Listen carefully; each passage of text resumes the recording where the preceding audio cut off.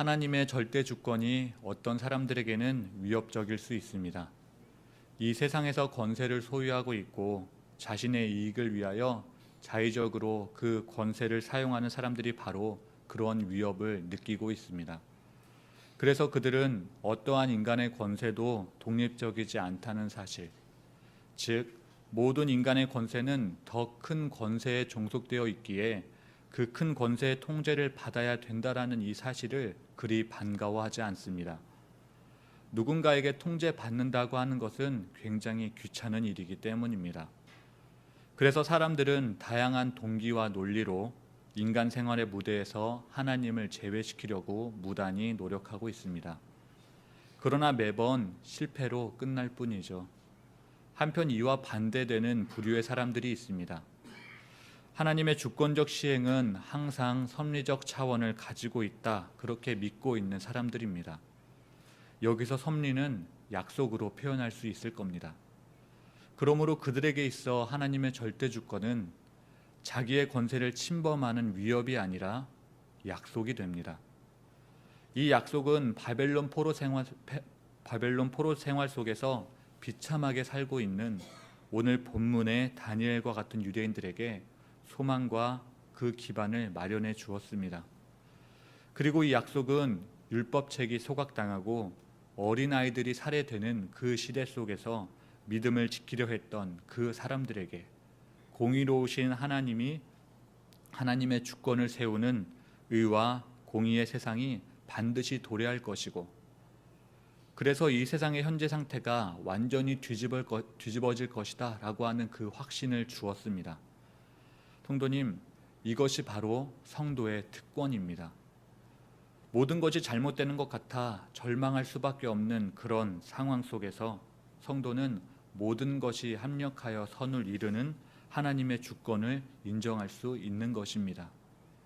그래서 성도는 주변에서 아무리 불의가 판을 치고 있다 하더라도, 경건이 무력해 보인다 하더라도 하나님의 주권을 믿을 뿐만 아니라 하나님의 주권적 통치가 이 땅에 이루어질 것이라고 하는 그 사실을 소망할 수 있는 것입니다. 긴 역사 속에서 하나님은 높은 자를 낮추셨고 또 낮은 자는 높이셨습니다. 하나님의 방식은 이렇게 이루어졌습니다.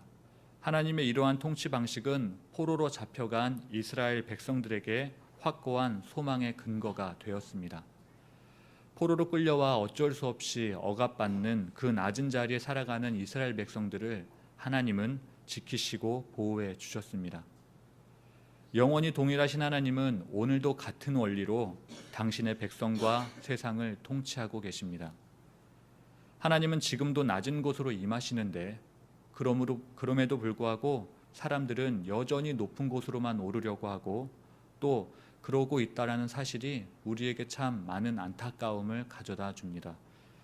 그리고 악이 이 땅에서 완전히 제거되지 않고 세상에 횡행하는 것을 볼 때 과연 하나님이 살아 계시기는 한 건가 하는 의구심이 들기도 합니다. 역사는 불공평해서 패자는 말이 없고 역사를 자기 마음대로 조작하려고 하는 세력들이 있습니다. 어떤 의미에서 성경은 패자의 기록이라고 볼 수 있는데 다니엘서를 보면 더욱 그렇습니다.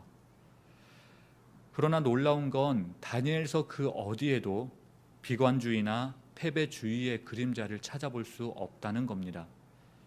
하나님은 예나 지금이나 부조리한 세상에 주권적으로 개입하셔서 자신의 통치를 확립하고 모든 것을 바로 잡아주고 계십니다.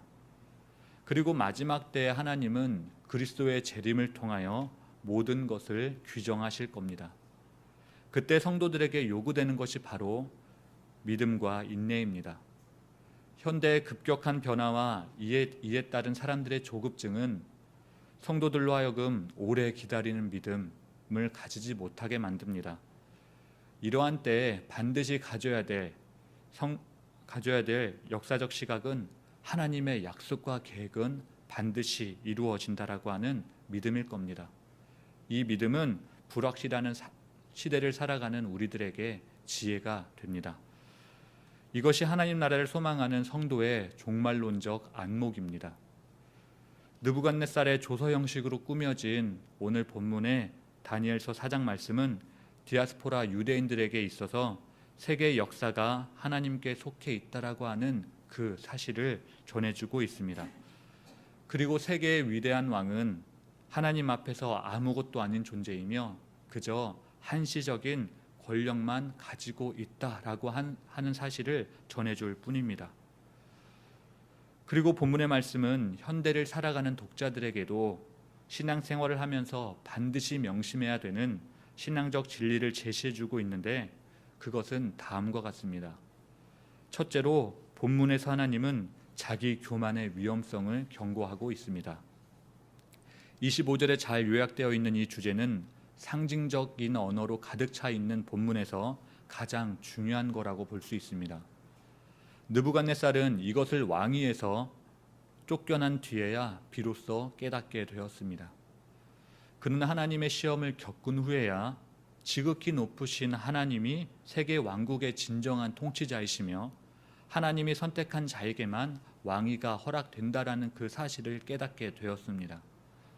이처럼 본문에서 우리는 교만한 자를 언제든지 끌어내실 수 있고 또 그것을 깨닫고 회개하는 자는 언제든지 다시 회복시켜 주시는 하나님이라는 사실을 목격하게 됩니다. 이러한 원칙은 각 시대의 모든 세대들에게 동일하게 적용되고 있습니다. 구약 성서는 끊임없이 하나님과 같이 되려는 인간들의 자기 교만의 행동을 경고하고 있습니다. 최초의 인간인 아담과 하와는 하나님과 같이 될 수 있다는 뱀의 유혹에 빠져 선악과를 따먹고 말았습니다. 이러한 행동은 인간 스스로를 신적인 위치에 올려놓는 것과 같습니다. 즉 자기 절대와 자기 신격화의 모습입니다. 이것은 자기가 피조물이라는 사실을 거부하려는 시도입니다. 하나님은 절대로 이러한 자기 합리와 자기 절대화를 절대로 용납하지 않으십니다. 그래서 예언자 이사야는 아시리아 왕을 하나님이 어떻게 심판하셨는지 기록해 놓았습니다. 교만한 아시리아 왕은 하나님이 자기에게 허락해 주신 그 이상을 넘어서려고 했습니다.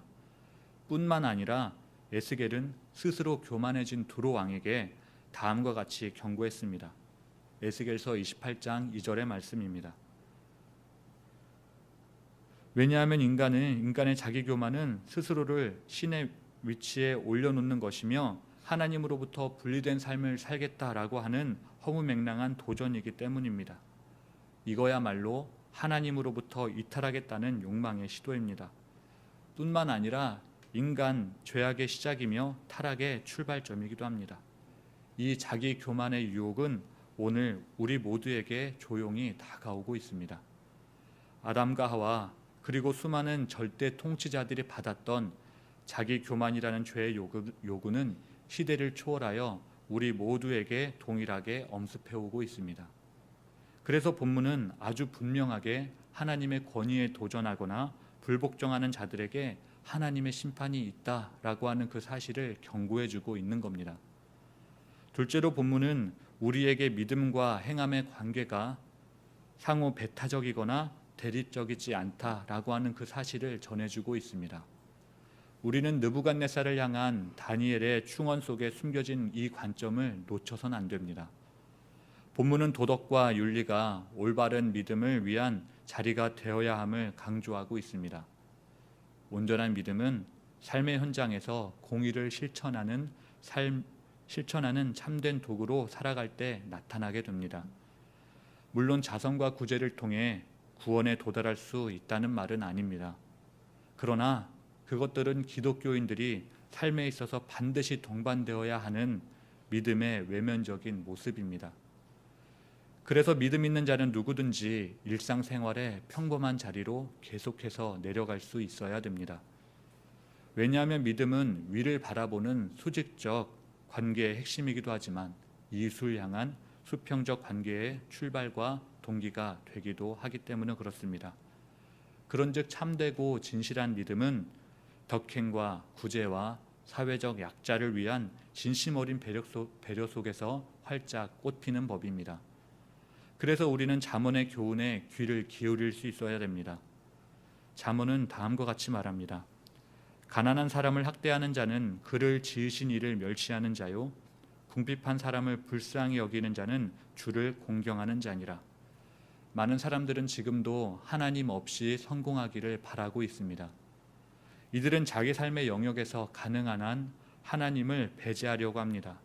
왜냐하면 그래야지 조금 더 자기 원하는 대로 부담 없는 인생을 살 수 있기 때문입니다. 실제로 그런 삶을 살면서 아주 성공적인 삶을 살아가는 것만 같은 인생들을 우리 주변에서 많이 보게 됩니다. 그래서 그런 사람들을 볼 때마다 믿음으로 살아가는 것이 과연 옳은가 하는 그런 생각이 들기도 합니다. 하나님의 의로운 통치에 대한 실제적인 의구심이 드는 것이죠. 이럴 때 요청되는 것이 바로 하나님의 주권에 대한 성도의 믿음입니다. 우리 모두는 하나님 없는 성공은 참된 성공이 아니며 하나님 앞에서 낮아지는 것이야말로 참된 성공이라는 사실을 잊지 않아야 합니다.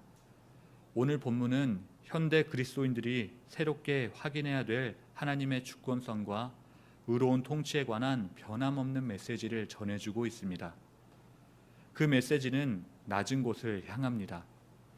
낮은 곳이란 예수님이 가셨고 그래서 또 우리가 가야 될 섬김의 자리입니다.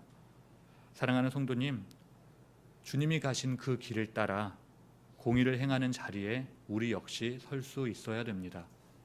긍휼을 행하는 자리에 설 수 있어야 됩니다. 또 빈민을 구제하는 자리, 비천한 사람들의 자리에 설 수 있어야 됩니다. 왜냐하면 이것이 회개한 자에게 나타나는 삶의 모습이기 때문에 그렇습니다. 그리고 이것이 교만한 우리를 향하신 하나님의 뜻이기 때문입니다. 이렇게 예수님처럼 낮은 곳으로 향할 때 하나님은 우리를 높여 주실 겁니다. 그 복된 걸음을 결단하는 은혜의 시간이 되기를 바랍니다. 기도하겠습니다. 사랑해 주님, 감사합니다.